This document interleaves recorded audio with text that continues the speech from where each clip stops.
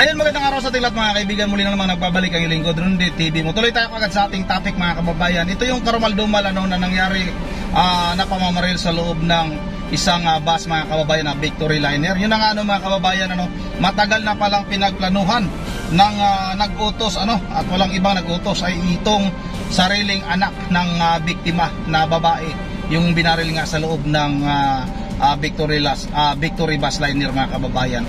Yun ang ayon sa Philippine National Police, matagal na pinagplanuhan ang pagpatay ng kaniyang sariling ina, itong anak mga kababayan na si alias Tisoy, at kasabwat nga nito itong kaniyang ka-live-in partner at may isa pang driver na talagang sinusundan itong mga tao na ito para talaga siguraduhin na mapatay. Grabe ito mga kababayan, talagang nakakadismaya dahil sa mga ganitong klaseng tao na kayang ipapatay yung kanyang sariling ina dahil nga lang sa mana mga kababayan, dahil sa mga ari-arian na pinagbawalan na yung itong si alias Tisoy mga kababayan. Sana nga, sinasabi ko na nga, sana maglabas na sila ng mukha nito mga suspect na ito para mas mapabilis na mahuli, mapabilis yung pag-aresto nitong mga tao na ito mga kababayan. Yun na nga mga kababayan, wag na nating patagalin ito, talagang nakakagulat ito. Ang kontrata pala nito para patayin yung kanyang sariling ina ay 60,000 bawat isa. Ibig sabihin 120,000 ang halaga lang ng buhay ng isang tao para sa kanila mga kababayan. At ito pa yung nakakagulat, dahil nag-down na ng 20,000 pero pinatay pa rin mga kababayan. Walang hiya naman talaga. Ito na nga mga kababayan, wag na nating patagalin ito. Sabay-sabay na natin itong panoorin. With regard doon sa lumalabas siya na in-implicate siya doon sa case, at kasama sa gathering ng mga evidence natin yung pag-establish lahat through case build-up. Nasa kustodiya na ng mga pulis ang isa sa gunman sa pamamaril sa loob ng Victory Liner sa Nueva Ecija noong November 15. Ang suspect ay nakilalang si Alan De Los Santos, isang hired killer. Si De Los Santos ay naaresto noong November 20 sa Aurora dahil sa kasong statutory rape at sexual assault. Ayon kay Colonel Richard Caballero, inamin ito sa kanyang extrajudicial confession na Setyembre pa plinano ang pagpaslang sa mga biktima. According to sa initial na lumabas sa investigation, sometime September nag-start yung planning nila doon sa pagpatay. Yung motibo na tinignan natin initially doon sa investigation, nung nag-start tayo sa investigation, ay yung filing ng robbery at saka carnatting case ng victim na babae doon sa sarili niyang anak. At tapos yung mga other circumstances na sinabi ng mga kapatid ng biktima na babae patungkol doon sa pangyayari. At saka yung lumabas na rin sa video na nakita na rin ninyo lahat na nagsasabi yung nanay na tinatanggalan ng karapatan yung sarili niyang anak doon sa mga properties niya. Ayon sa naarestong suspect, 120,000 pesos umano ang alok na bayad ng anak ng babaeng biktima para maisagawa ang krimen. Well, according dun sa confession niya, in the presence of his lawyer, ninarrate niya yung incident na together with his co-accused, pumunta sila dun sa bahay. Accordingly, nagbigay na ng one initial na payment in the amount of 20,000. Tapos nagantay na lang sila ng instruction until yung nangyari yung incident kung saan sumakay sila ng bus. Tapos yung nakita natin sa video na execute na nila yung plano nila. Bunsod nito, sinampahan na ng kaso ng mga pulis ang gunman na si De Los Santos at 4 na iba pa.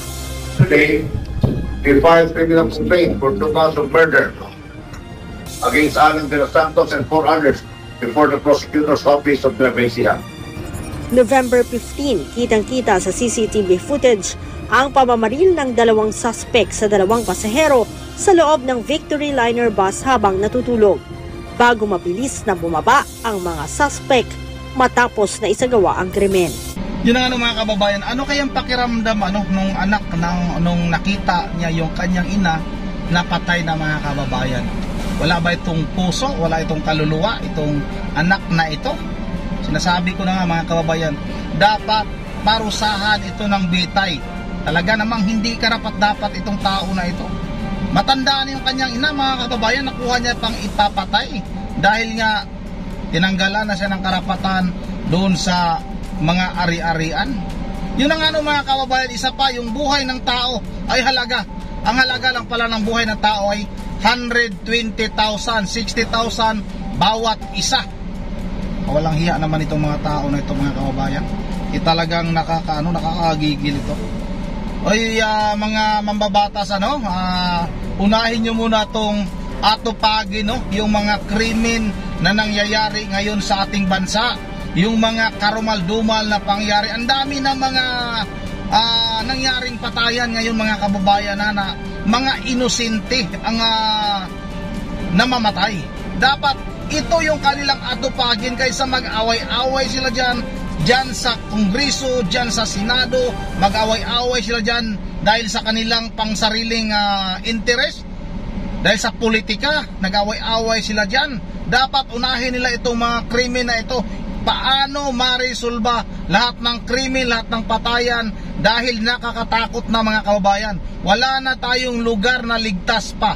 Kahit sa loob ng sa loob ng bahay, si Gobernador Roel Digamo pinatay sa loob ng kanyang bahay. Yung si alias Johnny Walker pinatay sa loob ng kanyang bahay. Saan pa ba ang ligtas na lugar para sa atin mga kababayan? Wala na. Talaga naman mga kababayan. Sana lahat tayo mag-ingat tayo, mag-ingat tayong lahat. Sino man sa atin, sana nga mag-ingat tayo dahil hindi na nga tayo ligtas ngayon kahit saang lugar tayo mapunta.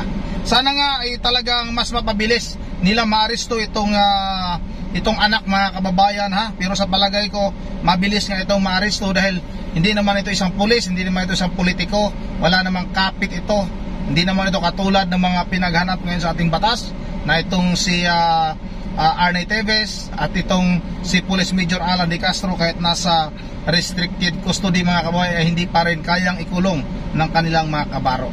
Yun ang hanggang dito lang muna at bago tayo magtatapos, mag-shoutout muna tayo. Shoutout muna natin itong ating mga kababayan na patuloy na sumusuporta sa ating mga upload video. Shoutout kay Ma'am Caroline Kawakami, Wilma Kadusali, kay Marilo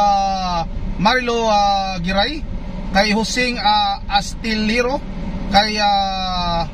kay Robert Tawadan Idol, shoutout Jerry Kauli, kay Annabel Susmina, Rosalio Lopez, Marlene Libaton, Alejandra Garcia, Benji Gonzales, Leonardo Sabredo, kay Ronaldo Miral, kay Scout Ranger Idol, shoutout kay Ma'am Berge Beril di Diyos ng Pulilan, Bulacan, at kay Ma'am Joyce ng Japan. Napakalamig na daw ng Japan ngayon. Sana all nasa malamig na lugar. Shoutout naman kay TD Bear Idol, shoutout kay Christine Lucernas, kay Shells Vlogs Idol, shoutout sa mga subscribers ni Shells Vlogs, shoutout sa inyong lahat. Gahirong Guard, shoutout sa iyo Idol, kay Saldi Espartero, shoutout kay Jumidis Alas, shoutout ng Negros Oriental, shoutout kay Lilian Narito, Rita Punyo, Yon Shu Baguhin, shoutout sa Idol, kay Heldo Melido, shoutout kay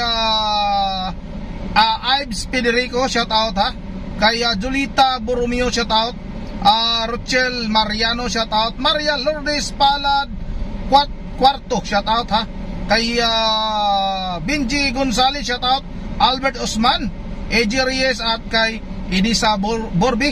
Oy, Clifford sa Kuragi, shoutout sa Idol Oliver Hernandez, Del Valle Agustin, at kay Mike Tibuso. Yun ang mga kababayan, Lolito Regrencia, shoutout, at kay Klaus Olivia, at kay Orlan Canila. Yun ang mga kababayan, hanggang dito lang muna.